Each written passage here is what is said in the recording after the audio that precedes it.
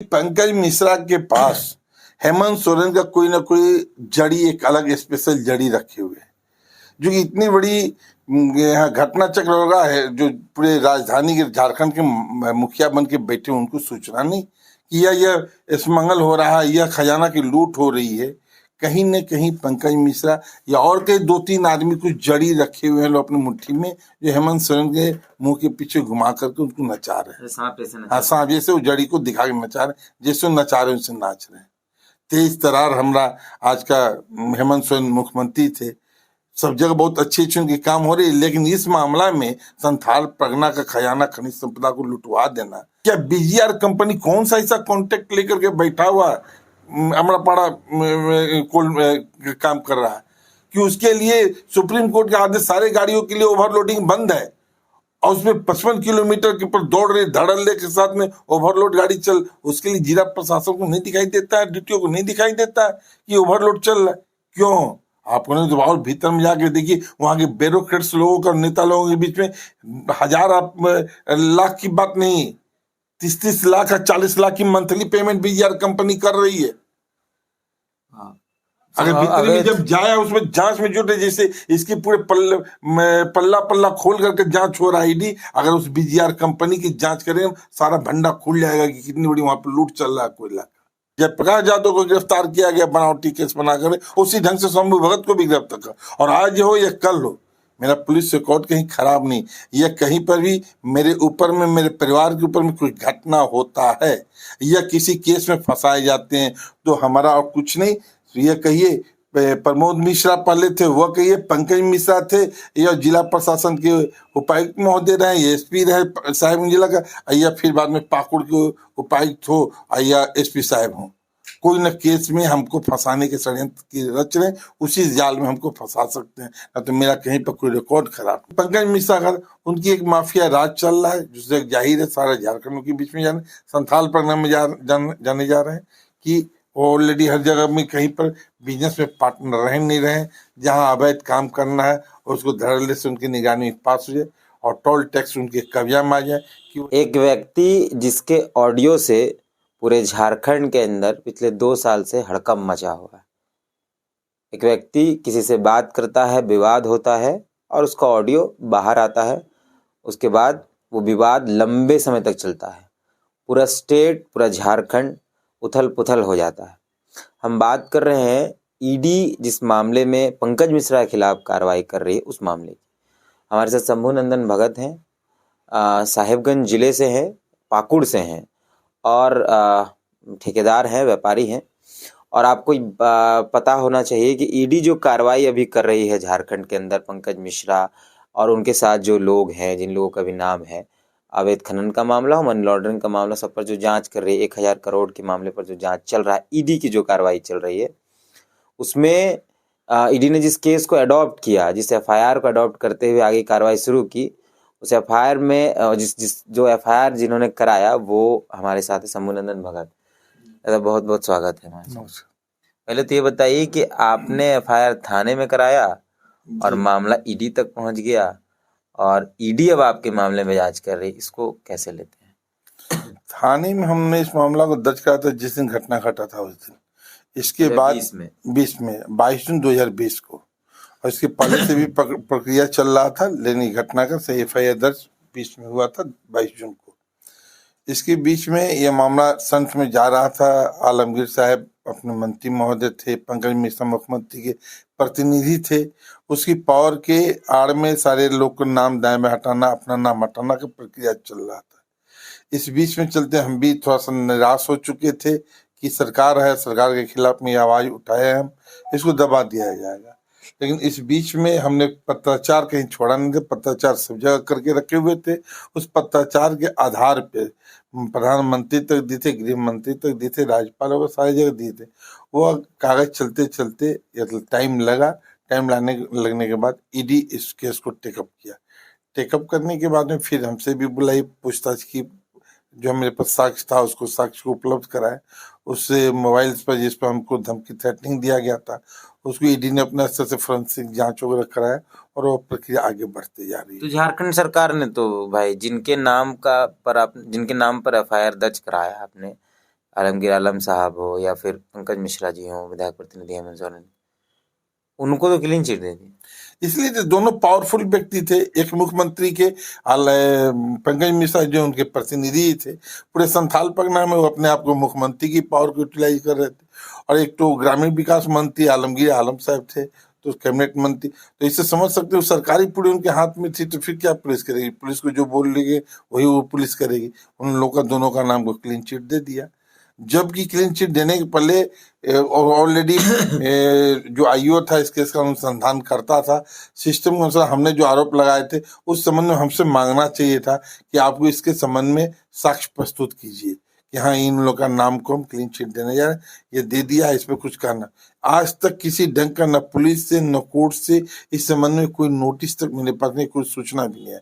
कुछ दिनों के बाद मुझको पता चला कि इस ढंग से यह क्लीन चिट दे दिया गया है, तो हमने वहाँ राजमहल कोर्ट में जाकर के प्रोटेस्ट फाइल के लिए आवेदन दिया। तब तक वह स्टेज आगे निकल चुका था। वहाँ से हमारा कोर्ट से, राजमहल कोर्ट से ऑलरेडी उसको बोल दिया गया इसी बिंदु पर कि कॉन्ग्रेस लिया जा चुका है, एक स्टेप आगे बढ़ गया, इसलिए ये बोल करके वहाँ से रिजेक्ट कर दिया गया। मतलब क्लीन चिट देने, मतलब चार्जशीट डाला जब गया, उसमें 2 लोगों का नाम हटाया गया, तो आपको किसी भी तरीके से कोई सूचना नहीं देगी ना? किसी तरह की नहीं। पूरा इस मामले में आपने जो एफआईआर दर्ज कराया था 22 जून को, क्या कोई पूछताछ आपसे नहीं? कोई पूछताछ नहीं हुआ, बल्कि उस दिन 22 जून को मेरे केस नंबर 85 है और 86, 87 और पुलिस की मिली भगत से और डीएसपी जो प्रमोद मिश्रा तत्काल थे, उन्होंने 2 पार्टी से हम मेरे ऊपर में दबाव और कंप्रोमाइज की नीयत से कि दबाव बनाने के लिए ढंग का केस करवा दिया। केस नंबर 86 और 87 हमें 85 केस होने के बाद, आपकी केस के बाद फिर 2 लोगों ने एफआईआर किया आपके ऊपर। हाँ, उसी डेट में करवा दिया। और आपने केस किया पंकज मिश्रा और आलमगीर आलमगीर और अन्य भी लोग थे। और अन्य लोग में से उसमें तत्काल में नामजद में 11 आदमी थे और इसके बाद में 2, 3, 4 आदमी का बाद में हम जब फुटेज सूचना अधिकार के तहत नगर पंचायत से जब हम डॉक्यूमेंट में मांगे, कैमरा का रसीद मांगे, सिटी कैमरा फुटेज मांगे, तो उसमें जब आया फोटो देखे तो अन्य व्यक्ति के बीच में जो हम लिखे थे एफआईआर में, उसमें अपने 4 व्यक्तियों का नाम और दर्ज कराए कि ये जब फुटेज देखने से क्लियर हो गया। उसमें तो हम घायल अवस्था में थे, इसलिए पूरे अपने सेंस में कौन की लेन फुटेज को देखने के बाद हमने नाम को डिक्लेयर किया। और नाम को डिक्लेयर करने में हमने थाने को रिपोर्ट किए हुए हैं 11/8/2020 को सूचना अधिकार के तहत जो हमको रिपोर्ट मिला सिटी कैमरा में। हाँ, अगस्त में हमने वहाँ पर सूचना दी, जो ऑफिस हमको डॉक्यूमेंट्री प्रूफ क्या बोलते सीसीटीवी मिला तो उसके आधार पर। लेकिन इसको ऑलरेडी हमने यह भी नहीं कि रिसीविंग तो थाने वाले देते नहीं, कोई थाना में चली कोई आवेदन का रिसीविंग देंगे नहीं।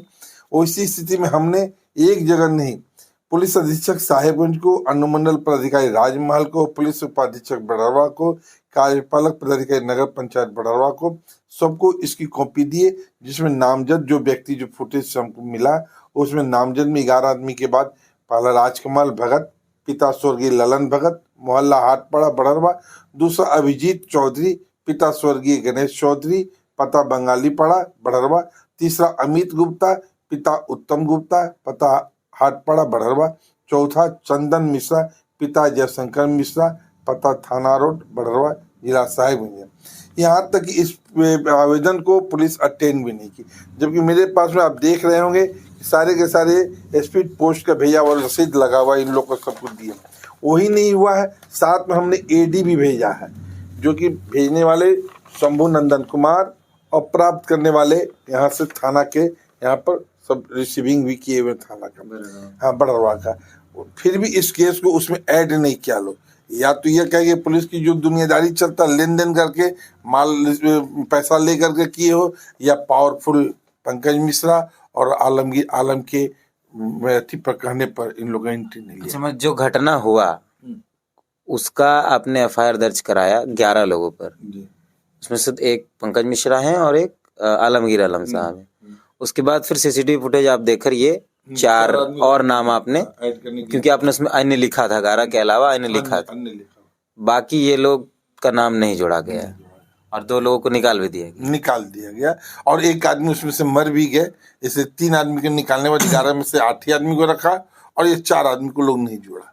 इसके भीतर बहुत बड़ा राज छिपा हुआ था, जो कि राज जांच उपरांत मिल जाएगा। जो ईडी ने इसको टेक ओवर किए हुए, इसको लिपापोती पर उसमें। दूसरी सबसे बड़ी बात है कि अब रहा की बात कि कौन क्यों है। अच्छा, हम लोग पूरी घटना को समझते हैं, थोड़ा 2 मिनट हम लोग ले उसको, ताकि अभी तो सिर्फ ऑडियो, तो अब जनता समझेगी कौन सा ऑडियो, फिर आप घायल अवस्था में, तो क्यों घायल अवस्था में थे आपने जिक्र किया। शॉर्ट में हम लोग वो घटना क्या घटी थी, फिर ऑडियो क्या था, ये 2 थोड़ा आप जिक्र करें। ये था घटना कि हमारी टोल टैक्स से व्यवसाय से वर्षों से पुराना चलते आ रहा, पाकुड़ में, बड़रवा में, राजमहल में चल रहा। ये टोल टैक्स के डाक का डेट निकला हुआ था 19 जून 2020 को। 22 तारीख को उसकी बोली लगने वाली थी, उस डाक में भाग लेना था। उसके बीच में 19 तारीख को पेपर डालने में जब किए, तो वहाँ के जो कुछ लोग थे, पेपर नहीं डाला जाए, उसमें फिर प्रशासन की मदद से, जो वहाँ पर कार्यपालक पदाधिकारी उनकी मदद से उन्होंने हमारा टाइम पर पेपर ले लिए। इसके बाद 19 तारीख के बाद 20 तारीख को पंकज मिश्रा, इन्होंने दबाव बनाया फोन पर हमको कि हमने सबको फैसला कर दिया, अब डाक नहीं लोगे। हमने अपनी मजबूरी बताई कि उस डाक को पहले से मैं चला रहा हूँ, उसमें नुकसान लगा हुआ, जहाँ खोया है वहीं पर खोजेंगे तो मुझे मिलेगा। उसको कुछ सुनने के लिए तैयार नहीं। उन्होंने सीधे बताया कि आलमगीर साहब मंत्री जी के बीच में हम लोगों का फाइनल हो गया, ये निश्चित सूची। फिर इसके बाद में 21 तारीख के रोज मंत्री जी का फोन मेरे पास में आ रहा है। उस दिन सूर्यग्रहण का दिन था, हम दुमका चले गए, तो एक फोन हमारा घर पर रह गया था, एक फोन साथ में गया था। जब उधर लौटे तो देखते हैं कि बहुत सारे मिस कॉल थे। उस पर हमने देखा VIP आदमी मुख्यमंत्री आलमगीर आलम साहब का फोन है। हमने उनको कॉल बैक किए। कॉल बैक करने के बाद उनसे मामे भागने के बीच की बात हो ही रही थी, और वो टेंडर में भाग नहीं लेने के लिए उनकी दबाव आ रहा था। उनका इसलिए दबाव आ रहा था कि इसमें पार्टिसिपेट करने वाले मेसर्स IANG कॉन्स प्राइवेट लिमिटेड, साकिम बंगाली पाड़ा, पोस्ट थाना बड़रवा, जिला साहिबगंज, जो पार्टिसिपेट कर रहे थे। यह ऑलरेडी मंत्री जी आलमगीर साहब के भाई का फॉर्म था। उनको भाई के फॉर्म के बीच में, उसमें 2 आदमी पार्टनर थे, पार्टनर के बीच में उसको ये ठिका देने के लिए और दबाव बनाते थे कि मेरे भाई के फॉर्म को मिल जाए, शंभू भगत हट, उनका मेन इंटरेस्ट था। और जहां तक पंकज मिश्रा का, उनकी एक माफिया राज चल रहा है, जिससे जाहिर है सारे झारखंड के बीच में जाने, संथाल परगना में जाने जा रहे हैं कि वो ऑलरेडी हर जगह में कहीं पर बिजनेस में पार्टनर रह नहीं रहे। जहां अवैध काम करना है उसको धड़ल्ले से उनकी निगरानी में पास हो जाए, और टोल टैक्स उनके कब्जा में आ जाए कि वो हिस्ट्री कहीं पर दूसरे को नहीं मिल पाएगी, कौन सी गाड़ी कहाँ जा रहा है, नहीं यार पता नहीं। सिर्फ उन्हीं को पता लगे कि हमारे बीच से कितनी अवैध गाड़ियां पार हुई, उसकी मंथली उनके पास पहुंचा या नहीं पहुंचा, इसलिए उसको वो कब्जा करना चाह रहे थे। तो ये पूरा फिर वो मतलब आपको टेंडर डालना था, वो लोग मना कर रहे थे। हाँ, मना कर रहे थे। ऑडियो वही रिकॉर्डिंग बातचीत का। कोई इसके बाद 22 तारीख को जब हम डाक में पहुंचे, उन्होंने हमको बोला नहीं जाना होगा, नहीं आना। हमने बोला था आपके चैलेंज को हमने स्वीकार कर रहे हैं, हम आ रहे, रोक सकिए तो रोक लीजिए। 22 तारीख को गए तो उन्होंने अपने मुख्यमंत्री के जो पावर सुनी रहे, उस पावर के तहत में 4 थाने से मुझको रोकने के लिए व्यवस्था बनाया गया कि किसी हालत में बड़रवा में ऑक्शन हॉल में नहीं घुसने देना। वो अपने बुद्धि विवेक से अपने 4 व्हीलर को छोड़ करके मोटरसाइकिल के माध्यम से उस ऑक्शन हॉल में पहुंचे। जब पहुंच गए तो उन लोग हक्का बक्का रहे। लास्ट में उस समय मारपीट मेरे साथ में हुआ, और उनके गैंग के लोग से उन्होंने साहब पहले भी 1 दिन पहले बोल ही चुके थे, अब ले लोगे भी तो चलने नहीं रहे। तो उस दिन तत्काल स्थगित कर दिया गया। स्थगित होने के बाद में फिर दूसरा डेट पड़ा ये डाक का, ये सितंबर महीना में दूसरा डेट पड़ा। उसमें ऑलरेडी आलमगीर आलम साहब के भाई का कंपनी जो था ING कॉन प्राइवेट लिमिटेड, उनकी बोली 1 करोड़ 40 लाख का था। इसके बाद वो एक सेटिंग था उन लोगों के बीच में मैनेज किया हुआ था कि ऑलरेडी एक डमी कैंडिडेट को अब नॉर्मल डेट की बोली लगवा देना ताकि उसको अगला पार्टी जंप नहीं करे। दूसरे पार्टी से 5 करोड़ की बोली लगा दी गई। उसमें हम लोग सारे लोग पवेलियन जो लोग थे प्रतिभागी बैक कर गए, और हम जानते थे कि 5 करोड़ रुपया वो जमा करेगा नहीं। वो सेटिंग था कि 5 करोड़ जमा नहीं होगा, उसकी सिक्योरिटी जमा होगा, जब्त होगा। इसके बाद में वो 1 करोड़ 40 लाख में सेकेंड पार्टी के दावेदार बन जाएंगे। जबकि उस भी नियम के सामने में हमने जो नियमावली था, उस नियम के तहत में 3 दिन के अंदर रुपया फर्स्ट पार्टी नहीं जमा किया। उसी स्थिति में हमने उठा करके और नियमावली डालते हुए कि मैं इस पर 1 करोड़ 40 लाख पर जो बंदोबस्ती होने की प्रक्रिया हो रही है, उसमें मैं इस नियमावली के तहत 25% बढ़ के 1 करोड़ 92 लाख पर लेने के लिए तैयार है। और इसी परिस्थिति में ये विवादास्पद हो गया। उस परिस्थिति में पेंडिंग में था। इसमें 3 DC की ट्रांसफर हुई इस घटने में। वरुण रंजन जी हैं, इनके पीरियड में शुरुआत हुआ था। और दूसरी बात चितरंजन बाबू आए थे, एक बात अभी रामनिवास यादव जी भी जो मौजूद है, उन्होंने भी इस मंत्री के दबाव में उनको एक गिफ्ट देना था मंत्री जी को। उस गिफ्ट के दरमियान में इसमें जो 5 करोड़ में 3 साल के लिए ठिका था, हर साल 10% बढ़ने वाला था, यानी 3 साल में करीब 16.5 करोड़ नगर पंचायत बढ़ावा को मिलने वाला था। उसी स्थिति में ये हमारे उपायुक्त महोदय ने अपने लेटर नंबर और सब मेरे पास साक्ष्य है, उसके द्वारा नगर पंचायत को उन्होंने कहा कि 1,75,00,000 में चंदन कुमार मिश्रा जो कैंडिडेट 5 करोड़ की बोली लगा उसको दे देना है। जब हमने इसको ऑनलाइन सब जगह पर मेल पर छोड़ना शुरू किए कि सरकार को नगर पंचायत बढ़ावा को करीब 11 करोड़ को चूना लगाया जा रहा है उपायुक्त महोदय द्वारा या राजस्व की क्षति पहुंचाया जा रहा, तब इस पर उन्होंने जब देखे कि इस पर चर्चा बहुत गहमागहमी हुआ तो फिर उसको रद्द किए। रद्द करने के बाद फिर पुनः डाक की प्रक्रिया अपनाई गई। जब पुनः डाक की प्रक्रिया अपनाई गई, वो भी जिला में बुला करके नगर पंचायत में, उस समय भी हमने देखा कि एक आवेदन पड़ चुका, आदेश आ चुका है कि इसकी जो चंदन मिश्रा की 37 लाख लमसम रुपया उसका जब्त होना था, काली सूची में दर्ज होना था कि 5 करोड़ की बोली पर नहीं दिया, तो उसमें भी मंत्री जी का आदमी का वो लोग समझे गैंग था, उसमें मंत्री जी के दबाव में उसकी राशि को 1,75,00,000 जो जमा था उसको भी वापस करवा दिया गया। वहां पर वापस क्या किया, उसको 37 लाख रुपया जमा था। पुनः जब लाइसेंस देने की बात आ गई उसको 5,80,00,000 में, जबकि 3 साल में उसको मिलना था 16-16.5 करोड़ रुपए, उसको 3 साल के लिए 5,80,00,000 में रामनिवास यादव जी ने फाइनल कर दिया अपने पद को संभालने के लिए कि हमने डीसी बनकर आए, हम मंत्री जी के अधिकार के तहत में आए, उनकी पैरी पर पाए, उनको तोहफा पेश किए सरकार के रुपया के साथ खेल करके। जब हमने लिखा पढ़ी इस पर जब शुरू किए, तब जाकर के उन्होंने देखा कि इस जड़ को हमने पकड़े हुए हैं, तो उसके बाद उसको उन्होंने रद्द किया। फिर बाद में डाक की तैयारी हुई। जब डाक की तैयारी हुई तो जो काली सूची में दर्ज होना चाहिए था चंदन कुमार मिश्रा को 1,75,00,000 रुपये, जो 5 करोड़ की बोली लगा के नहीं, वो रुपया जब्त होना चाहिए, उस राशि को इन्होंने वापस किया। जिस स्थिति में वापस किया हो, या तो उसमें बंदर बांट किया गया, आधी राशि वापस किया हो, आधा राशि हमारे डीसी साहब कहिए या प्राधिकारी लोग बांट लिए होंगे 1,75,00,000 का।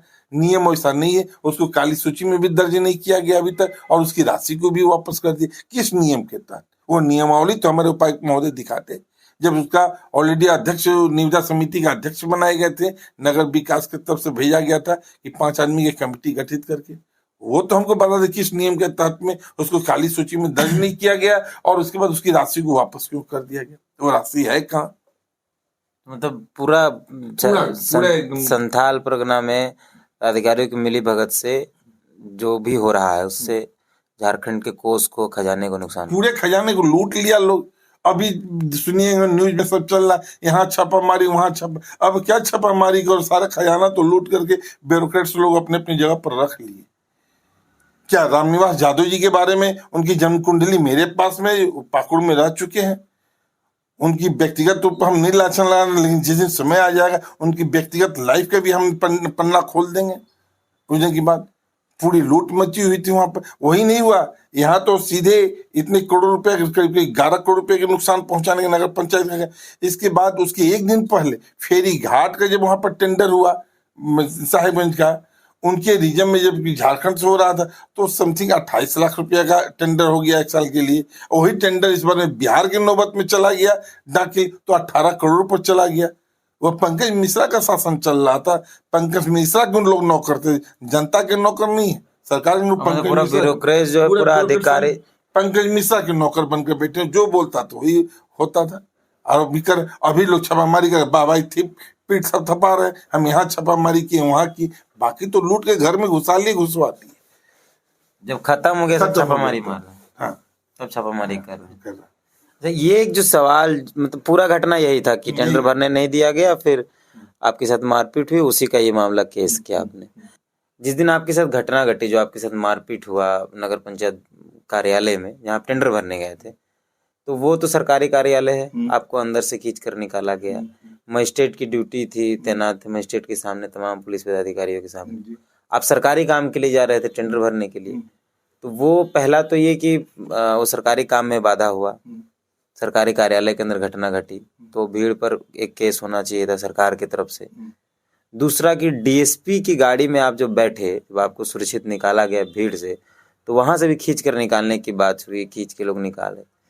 तो कोई किसी तरीके का कोई केस कि कानून को भीड़ हाथ में ले रही थी, मॉब लिंचिंग का केस या फिर सरकारी काम में बाधा का केस, कुछ हुआ पुलिस की तरफ से? कुछ नहीं हुआ। वो तो हम नारेबाजी हो रही थी, पंकज मिश्रा जिंदाबाद, अपनी पहचान बता रहा था जिंदाबाद की नारा से कि पंकज मिश्रा जिंदाबाद, आलमगीर जिंदाबाद, यानी हम आलमगीर के आदमी है, पंकज मिश्रा के आदमी। पुलिस ने कोई भी लाठीचार्ज नहीं किया, कोई उस पर कार्रवाई नहीं, सिर्फ बीच बिचाव वाला किया। उतनी बड़ी मॉब लिंचिंग कांड हो रही थी मेरे साथ में, सिर्फ हाँ बीच बिचाव वाली बात हुई। यहाँ पर साफ अगर इंक्वायरी अगला ने, आईओ ने, चाहे डीएसपी ने जो भी सुपरविजन किया, उस साइड का कैमरा लगा हुआ था, आखिर क्या चीज का वहां पर जांच किया, कौन जगह पर ढंग की मारपीट हुई, मजिस्ट्रेट था वहां पर, फोर्स था, सरकारी कार्य में बाधा पहुंचा, ये ढंग कहीं पर भी दिखी? वो तो पॉलिटिकल दबाव के कारण सारा चीज को निकाल देना है, निकल। आज ईडी नहीं रहता तो ऑलरेडी ईडी हाथ नहीं डालता तो इस केस को भी लोग खा गया रहता। ये एक जो सवाल झारखंड के तमाम जनता के बीच में है पिछले कई दिनों से, लगभग साल भर से ज्यादा हो गया, कि पंकज मिश्रा जो हैं वो संथाल परगना के मिनी सीएम है, मतलब वही पूरा सिस्टम चलाते हैं। क्योंकि आप संथाल परगना से आते हैं और ईडी ने जिस प्रमुख केस पर निगाहें टिका के रखी हैं, आप उसके तो मजबूत गवाह हैं, मजबूत पिलर हैं। क्या आप भी इस बात को मानते हैं? देखिए, इस संबंध में हम कहेंगे पंकज मिश्रा के पास हेमंत सोरेन का कोई ना कोई जड़ी, एक अलग स्पेशल जड़ी रखे हुए है, जो कि इतनी बड़ी घटना चक्र हो रहा है, जो पूरे राजधानी के झारखंड के मुखिया बन के बैठे, उनको सूचना नहीं कि यह इसमंगल हो रहा है, यह खजाना की लूट हो रही है। कहीं न कहीं पंकज मिश्रा या और कई 2-3 आदमी कुछ जड़ी रखे हुए हैं लोग अपनी मुट्ठी में, जो हेमंत सोरेन के मुंह के पीछे घुमा करके उनको नचा रहे हैं। हाँ, सांप जैसे वो जड़ी को दिखा के नचा रहे, जैसे वो नचा रहे उनसे नाच रहे हैं। तेज तरार हमरा आज का हेमंत सोरेन मुख्यमंत्री थे, सब जगह बहुत अच्छी उनकी काम हो रही है, लेकिन इस मामला में संथाल परगना का खजाना, खनिज संपदा को लुटवा देना एक बहुत बड़ा अहम भूमिका। पंकज मिश्रा मिनी सीएम है? हाँ, मिनी सीएम अभी तो नहीं है, अभी अंदर चला गया। उस समय में जब तक से मिनी सीएम थे, उनके बिना संथाल परगना कोई ब्यूरोक्रेट्स कहिए या जो भी कहिए, जेएमएम का एक पत्ता नहीं हिलने देता था। अच्छा, मतलब इतना पावर था। अभी तो जेल में क्या है संथाल परगना की? शांत है संथाल परगना, शांत सांस ले रहा, शांति का सांस ले रहा। कितने के घर को वहां पर कब्जा बना कर रखे हुए हैं। आज वह क्रिमिनल को ले लीजिए, इसकी रीजन में एक बात नहीं ना, जो भी हमारे केस के बाद में जो भी सामने में मामला आया, इस केस को धाराशायी होने के लिए क्रिमिनल भी धाराशायी हुआ, नेता भी धाराशायी हुआ, व्यवसायी भी धाराशायी, माफिया भी धाराशायी हुआ। गंगा में देख रहे जहाज, इतनी बड़ी जहाज चल रही थी, जिला प्रशासन को मालूम नहीं, जिला में फॉरेस्ट विभाग है, डीसी है, उसको मालूम नहीं कि अवैध खनन और फॉरेस्ट विभाग का जमीन पर खनन हो रहा है। मालूम सब है, लेकिन मुंह बंद करके रखे हुए है। जब ईडी की जब हंटर चली तो सब सामने में आने लगा पिक्चर की क्या क्या हो रहा था। अब तो आप पंकज मिश्रा से ज्यादा बड़े हो गए हैं, मतलब आपके एक एफआईआर से इतना तहस नहस हो गया पूरे झारखंड के अंदर। नहीं, हर आदमी के अंदर में ये चीज तो है कि हमारे क्रश कर रहे हैं उसको हम कैसे, लेकिन कुछ लोग साहस नहीं कर पा रहे। लेकिन हमारे साथ में जो सामने हो, ये बर्दाश्त करने का हमारा शुरू से ही प्रवृत्ति रहा है कि हम किसी को हरास भी नहीं करेंगे, तो किसी को हम अगर फायदा नहीं पहुंचा सकते तो नुकसान नहीं पहुंचाए। उन्होंने तो हमको साफ थ्रेटनिंग बोल दिया कि ये जंग से आतंकवाद नक्सलवाद का इलाका, ये जंगल छोड़ दो, ये शहर छोड़ दो, ये ठिकाना छोड़ दो। और हमने कभी भी 2 नंबर का कोई धंधा नहीं किया। चक्का टोल टैक्स के मेरा व्यवसाय, चक्का गिन करके पैसा लेते, उसका रसीद देते, पहले रुपया गवर्नमेंट की जिम्मे में थमाते थे, इसके बाद वसूली का पावर लेके करते। इसलिए मेरे ऊपर में कुछ बोल देते हैं भाई, इतना बड़ा जो आप खुद ही बोल रहे हैं कि मिनी सीएम थे, ऐसे डर नहीं लगता? डर, अगर भाई दिवे उनसे डरने के लिए बात है तो उसके गोली पे मेरा नाम लिखा होगा तो मरने के लिए तैयार है, लेकिन अपनी आजादी, अपने अधिकार को छीनने क्यों दूंगा? सारे लोग तो छिनवा रहे हैं, जो दबे कुचले नहीं बोल पाते हैं, लेकिन हम जानते हैं कि हाँ, हमारे अंदर वो क्षमता है उनसे लड़ भिड़ने के लिए। हाँ, किसी चीज में देर हो सकता है, अंधेर नहीं हो सकता। मुझ में सब्र की शक्ति थी, जो हमने यह 2 साल 2020 22 जून 2020 की घटना को अब तक इंतजार करते चले आ रहे थे, और ये अंतिम पड़ाव पर आ चुका है। और ये आने वाला दिन में रामनिवास यादव उपायुक्त महोदय को और वहां के वर्तमान एसपी को या पाकुड़ के डीसी को कहिए, एसपी को, ये बचने वाले नहीं है। बहुत सी कच्चा चिट्ठा मेरे पास में, वक्त के अनुसार में सब खोलना शुरू कर देंगे, सब सामने में दे देंगे। आप जिस पंकज मिश्रा की बात कर रहे हैं, जिसको पुलिस ने क्लीन चिट दे दिया, ईडी की कार्रवाई जो चल रही है पंकज मिश्रा के खिलाफ, या उसके अवैध खनन और अवैध उगाही के खिलाफ, तो जो लोग ईडी के गवाह हैं उनको क्रश किया जाता है। जैसे झारखंड पुलिस द्वारा, जैसे विजय हांसदा का मामला, वो जेल में बंद है। एक जयप्रकाश यादव, मुंगेरी यादव शायद नाम है, वो जेल में बंद है। और आपको भी थ्रेटनिंग मिली है क्या? मेरे पास ये ढंग का एक सामने में खबर आया कि हमारे टोल टैक्स बढ़रवा और राजमहल पर अवैध वसूली के आरोप लगाते हुए ये उपायुक्त महोदय का निर्देश था। सूत्र के द्वारा, मुझे विशेष सूत्र द्वारा जानकारी मिला, उनकी नाम मैंने ओपन नहीं करना चाह रहा हूँ। उनकी दबाव थी किसी ढंग से, जिस ढंग से मुंगेरी लाल जयप्रकाश यादव को गिरफ्तार किया गया बनावटी केस बनाकर, उसी ढंग से शंभू भगत को भी गिरफ्तार कर। और आज हो या कल हो, मेरा पुलिस रिकॉर्ड कहीं खराब नहीं, या कहीं पर भी मेरे ऊपर में, मेरे परिवार के ऊपर में कोई घटना होता है या किसी केस में फंसाए जाते हैं, तो हमारा और कुछ नहीं, ये कहिए प्रमोद मिश्रा पहले थे, वह कहिए पंकज मिश्रा थे, या जिला प्रशासन के उपायुक्त महोदय रहे, एसपी रहे साहिबगंज जिला का, या फिर बाद में पाकुड़ के उपायुक्त हो या एसपी साहब हो, कोई न केस में हमको फंसाने के षड्यंत्र की रच रहे, उसी जाल में हमको फंसा सकते हैं। ना तो मेरा कहीं पर कोई रिकॉर्ड खराब नहीं। बीजेपी से जुड़े हुए हैं क्या आप? नहीं, मैं बीजेपी से नहीं जुड़ा। मैं भी 2 बार चुनाव लड़ा हूँ, व्यवसायी भी हूँ, और पॉलिटिशियन में से भी कहिए तो उसने, हमने मायावती के टिकट पर चुनाव भी लड़े हैं पाकुड़ विधानसभा, और उसके पहले में लोजपा से भी रामविलास पासवान। ऐसे लोग कह रहे हैं ईडी कार्रवाई जो कर रही है वो बीजेपी की सहारे पर कर रही है। जो भी अभी फिलहाल जो भी होता है स्टेट के अंदर, सब कहता है कि बीजेपी केंद्र सरकार। तो हमको लगा कि आप भी हैं क्या बीजेपी से? नहीं, अगर बताया कहीं पर कि हम बीजेपी के, मेरे हाथ में कभी झंडा आता है, मैं अपने आप को खूब, कोई जरूरी हमें निश्चित बोलकर, कोई पार्टी बोल करके नहीं है क्या। तो ऐसा क्या लगा शंभू भगत को कि मैंने उसको इतना लिखना पढ़ना चाहिए, इतनी इंक्वायरी करा देनी चाहिए? ऐसा क्यों आपने किया कि सब कुछ बर्बाद हो गया पंकज मिश्रा का, पूरा स्टेट तहस नहस हो गया, हर दिन खबरें सिर्फ खबर खबर खबर ही है, ईडी ईडी ईडी। या हम नहीं उसके पीछे लगे। एक हमारे अंदर के जितनी बड़ी घटना चक्र मेरे ऊपर में उन्होंने किया था, उसमें हमें अंदर बर्दाश्त करने की क्षमता नहीं थी, और उसमें जब देखे कि इनके साथ लाठी गोली से हम नहीं लड़ पाएंगे, लेकिन दिमाग से और कलम से तो लड़ लेंगे। हमारा जो अधिकार क्षेत्र, वो अधिकार को हर जगह जगह तक पहुंचा दिए थे। हाँ, इतना जरूर जानते हैं कि कागज मरता नहीं, जिंदा रहता है। आज हो या कल हो, ये खुल करके सामने आए। आज वही 2 साल के बाद में ये कागज सामने अपनी साक्ष्य को प्रस्तुत कर। ईडी कार्रवाई से संतुष्ट हैं? हाँ, एकदम संतुष्ट है, ईडी कार्रवाई से एकदम संतुष्ट है।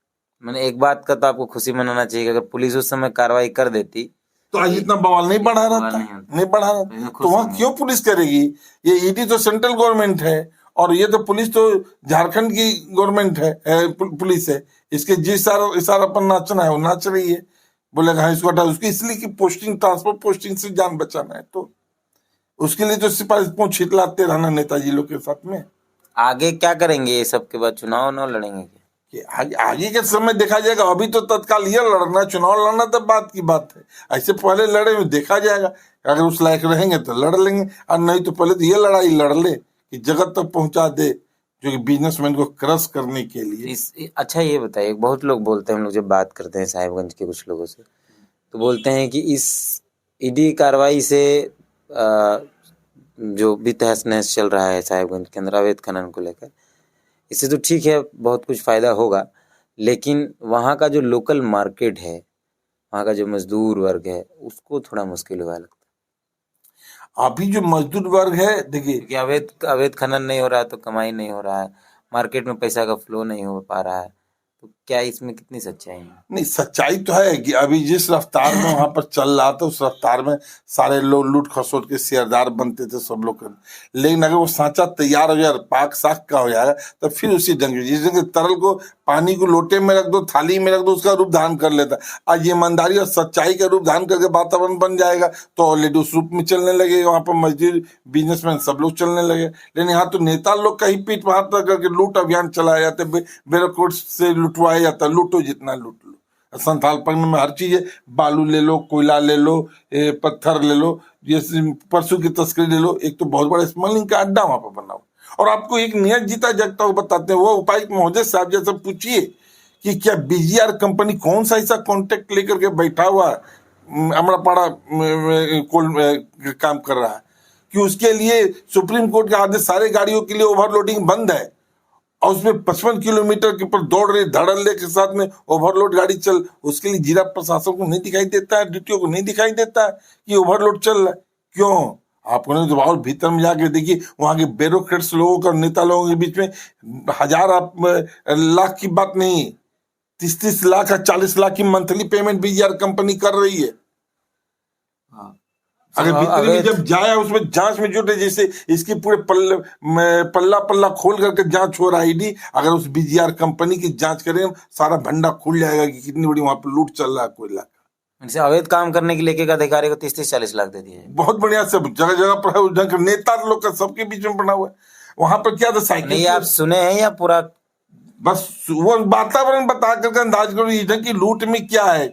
ऐसी कोई जिला प्रशासन अच्छा सामने में लूटने नहीं देगा। नहीं, क्योंकि इसके बाद अगर आपको पूछा जाए मैं धड़ल्ले से बोलूं, उसको साबित करूंगा कि किस आधार पर, किस नियम के तहत ये ओवरलोड चल रहा है। अपनी जिम्मेदारी से बोल रहे हैं। हाँ, अपनी जिम्मेदारी, ये किस आधार पर, किस नियम के तहत ये ओवरलोड चल रहा है। चलाने के पीछे कोई राज है? क्या राज है? कोई नियम कानून है? इसके पीछे राज है। वहां पर जो एक साइकिल पर कोयला कोई ढोता है, ले जाता है, उसको साइकिल चोर बोलते हैं। लेकिन बीजीआर कंपनी अगर भाई जो ओवरलोड कर करके ट्रक के बिना माइनिंग का ट्रक कोयला पार कर जा रहा है, तो उसको चोर नहीं बोलते हैं। एक गरीब वो कोयला रोड पर से चुन कर करके अगर लेके जाए तो उसको चोर बोलते हैं। अभी जाके देखिए कितनी, हर थाना में कितना साइकिल का टाल लगा हुआ कोयला का पकड़ करके।